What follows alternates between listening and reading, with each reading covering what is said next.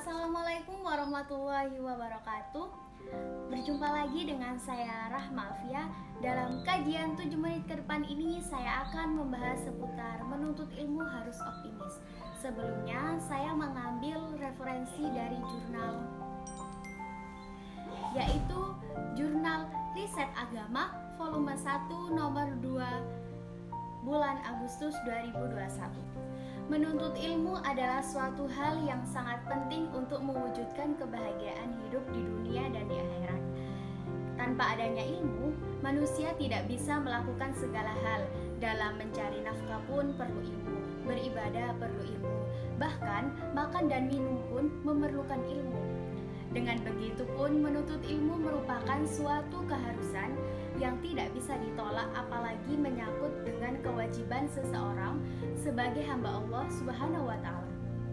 Jika seseorang tidak memahami kewajibannya sebagai hamba, maka bagaimana bisa dia memperoleh kebahagiaan dan keselamatan di dunia dan di akhirat? Bagaimana? Betul apa betul teman-teman? Semakin kita memiliki ilmu, kebutuhan dan kebahagiaan di dunia bisa kita rengkuh. Begitu pula harapan kebahagiaan di akhirat bisa kita rasakan. Oleh karena itu, hadirin sekalian, menuntut ilmu begitu sangat diutamakan. Apalagi bagi anak muda yang masih sekolah ataupun kuliah. Maka tak ada alasan untuk bermalas-malasan dalam belajar. Sebab menuntut ilmu adalah sebuah kewajiban bagi kita semua. Bagaimanapun masa depan bangsa ini berada di pundak kita, maka kita harus menuntut ilmu sedalam-dalamnya.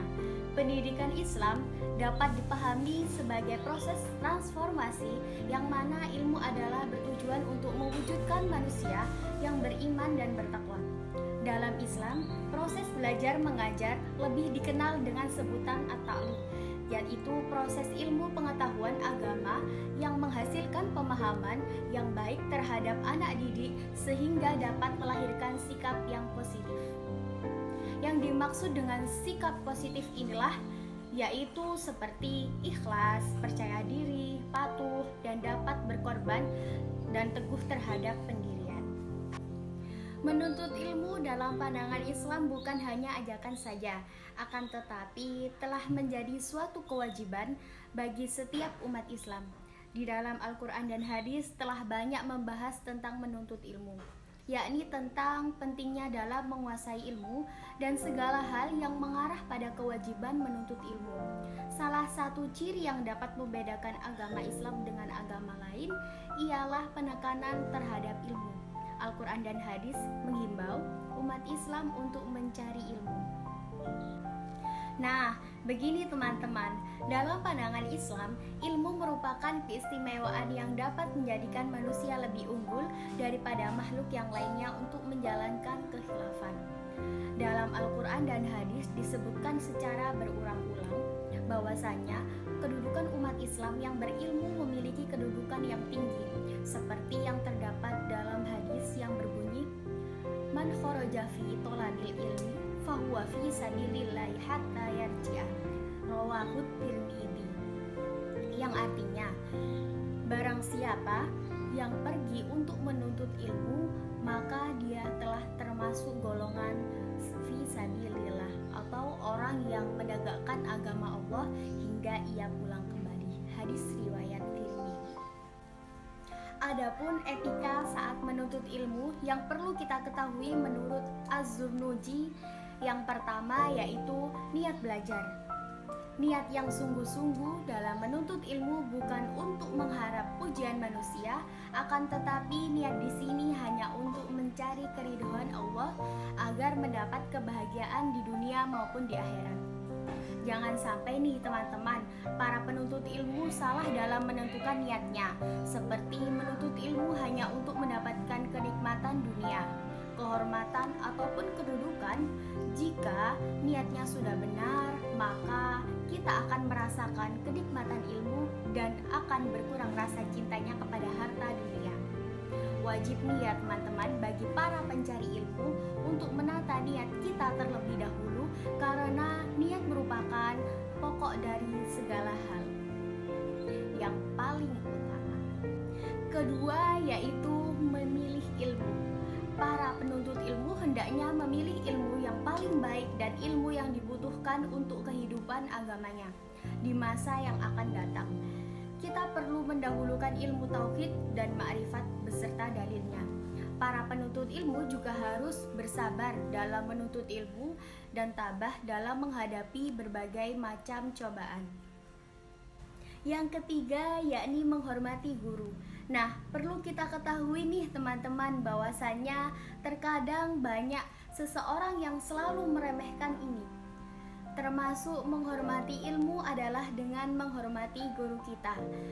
Maka para penuntut ilmu juga hendaknya selalu memperhatikan catatannya, yakni dengan selalu menulis. Para penuntut ilmu pun juga harus menghormati guru kita dengan memperhatikan penuh terhadap ilmu yang disampaikan oleh guru kita.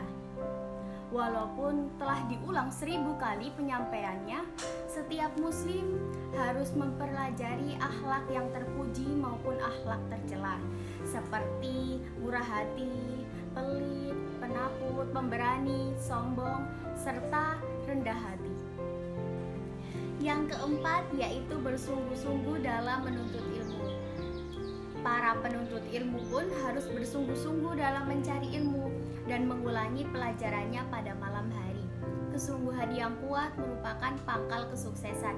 Oleh karena itu nih, jika kita memiliki kesungguhan untuk menghafal kitab, memahami pelajaran yang belum kita pahami, maka tentu kita akan mampu menghafal dan memahami pelajaran tersebut sebagian ataupun seluruhnya. Yang kelima yaitu bertawakal kepada Allah. Dalam menuntut ilmu, kita harus bertawakal kepada Allah dan tidak tergoda dengan urusan dunia. Maka dengan itu hendaknya para penuntut ilmu berusaha untuk mengurangi kecintaan mereka terhadap dunia. Para penuntut ilmu harus bersabar dalam menuntut ilmu, sebab menuntut ilmu itu tidak terlepas dari kesulitan.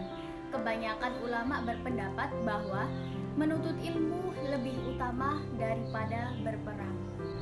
Yang keenam, ini adalah yang terakhir teman-teman. Perlu kita ketahui bahwa memanfaatkan waktu belajar. Nah, menuntut ilmu itu dari buayan hingga liang lahat. Dan masa cemerlang dalam menuntut ilmu adalah masa muda.